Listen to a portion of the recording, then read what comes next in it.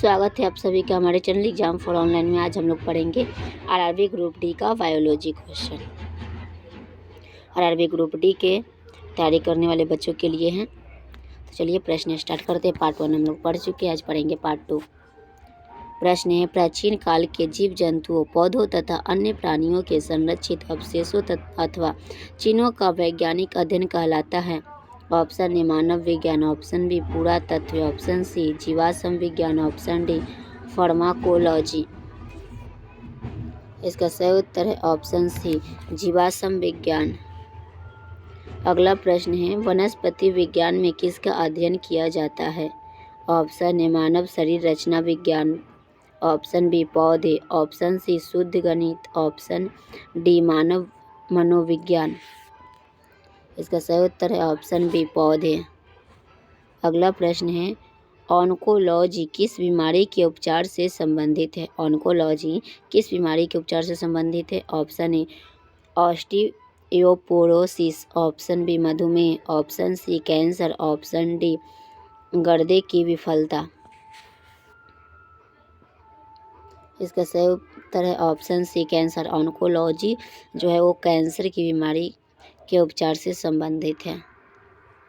अगला प्रश्न है, माइकोलॉजी क्या है? माइकोलॉजी क्या है? ऑप्शन ए बैक्टीरिया का अध्ययन, ऑप्शन बी मशरूम का अध्ययन, ऑप्शन सी वायरस का अध्ययन, ऑप्शन डी परजीवियों का अध्ययन।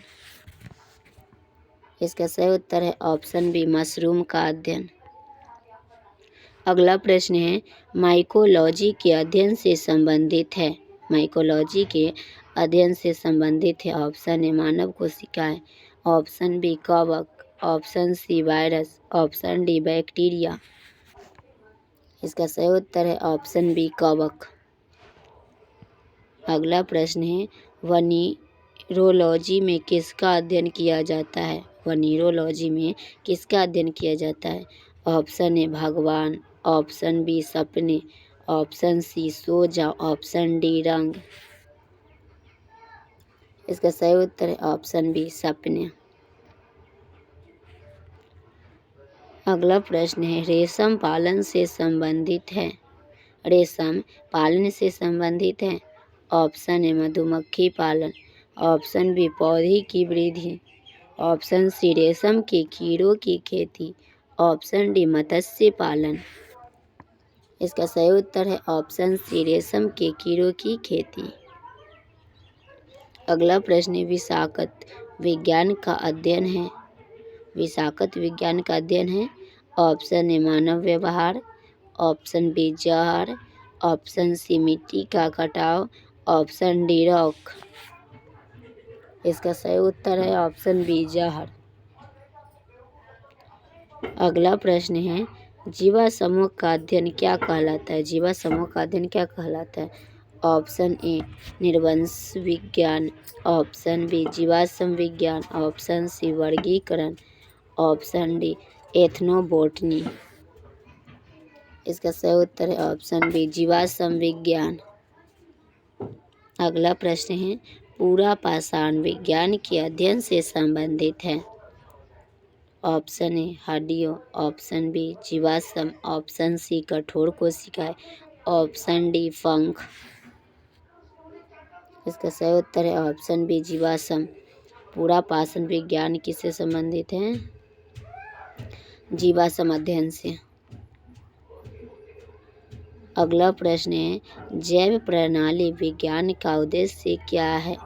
ऑप्शन ए व्यापक संख्यात्मक तत्वों के आधार पर जीवों का वर्गीकरण, ऑप्शन बी कोशिका विज्ञान संबंधित विशेषताओं के आधार पर जीवों की पहचान और व्यवस्था, ऑप्शन सी जीवों के विभिन्न वर्गों को सीमित करना और उनके संबंध स्थापित करना, ऑप्शन डी जीवों का उनके विकासवादी इतिहास के आधार पर वर्गीकरण और अध्ययन के सभी क्षेत्रों से विभिन्न मापदंडों की समयता पर उनकी फाइलोजेनी की स्थापना। इसका सही उत्तर है ऑप्शन डी जीवों का उनके विकासवादी इतिहास पर आधार पर वर्गीकरण और अध्ययन के सभी क्षेत्रों से विभिन्न मापदंडों की समयता पर उनकी फाइलोजेनी की स्थापना। अगला प्रश्न है, विभिन्न प्रकार के ऊतकों का अध्ययन क्या कहलाता है? विभिन्न प्रकार के ऊतकों का जो अध्ययन होता है क्या कहलाता है? ऑप्शन ए कोशिका जीव विज्ञान, option B cell physiology, option C कोशिका विज्ञान, ऑप्शन डी ऊतक विज्ञान। इसका सही उत्तर है ऑप्शन डी ऊतक विज्ञान। अगला प्रश्न है, महामारी विज्ञान क्या है? महामारी विज्ञान क्या है? ऑप्शन ए बड़ी आबादी में बीमारी की घटना और प्रसार का अध्ययन, ऑप्शन बी बड़ी आबादी में कुपोषण का अध्ययन, ऑप्शन सी बड़ी आबादी के लिए स्वास्थ्य देखभाल प्रावधानों का अध्ययन, ऑप्शन डी हैजा रोग के निदान एवं लक्षणों का अध्ययन। इसका सही उत्तर है ऑप्शन ए बड़ी आबादी में बीमारी की घटना और प्रसार का अध्ययन। अगला प्रश्न है, किस कोशिका अंग को कोशिका की आत्मघाती पैली के रूप में जाना जाता है? Option A lysosome, option B नाभिक, option C mitochondria, option D centrosome. इसका सही उत्तर है ऑप्शन ए लाइसोसोम। अगला प्रश्न है, यूकैरियोटिक कोशिकाओं के कोशिका अंग को आत्मघाती थैलियों भी कहा जाता है। Option A mitochondria, option B Golgi body, option C chloroplast, option D lysosome. इसका सही उत्तर है ऑप्शन डी लाइसोसोम। अगला प्रश्न है, दो प्रकार के कोशिका विभाजन ए और बी नीचे दिए गए चित्र में दिखाए कि कौन सा विकल्प इसके लिए सही उत्तर प्रदान करता है? ऑप्शन ए में ए meiosis, B mitosis.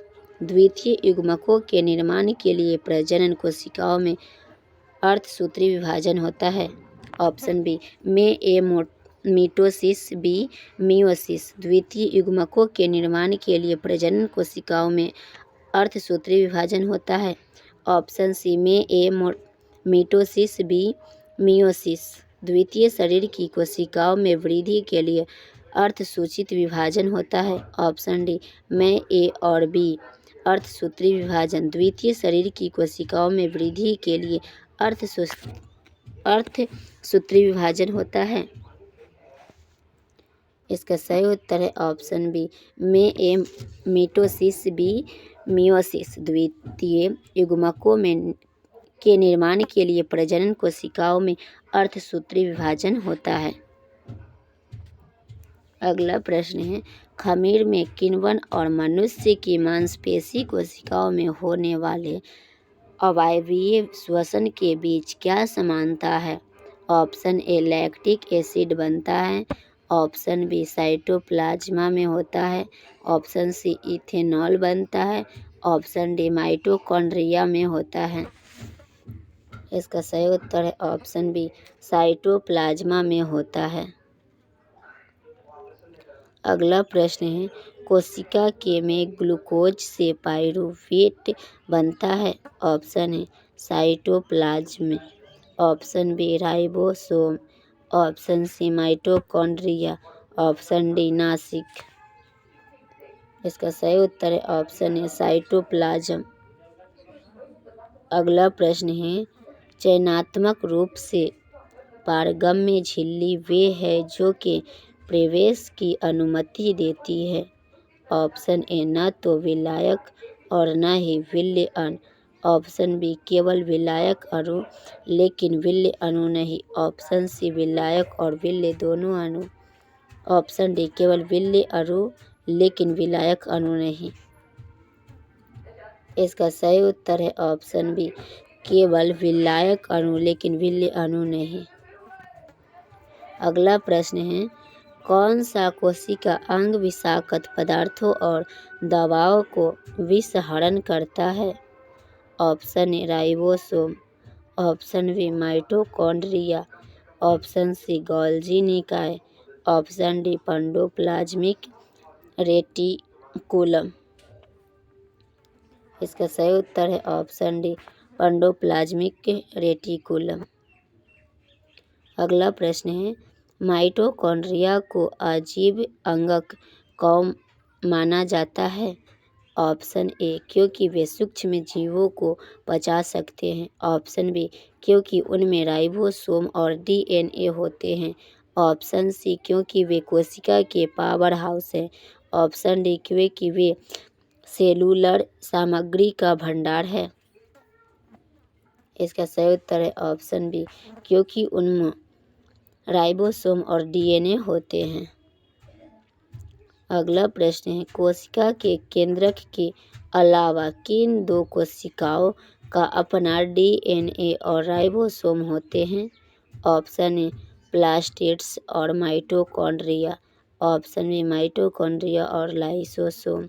Option C, plastids और गोल्गी निकाय। ऑप्शन डी, माइटोकॉन्ड्रिया और गोल्गी निकाय। इसका सही उत्तर है ऑप्शन ए, प्लास्टिड्स और माइटोकॉन्ड्रिया।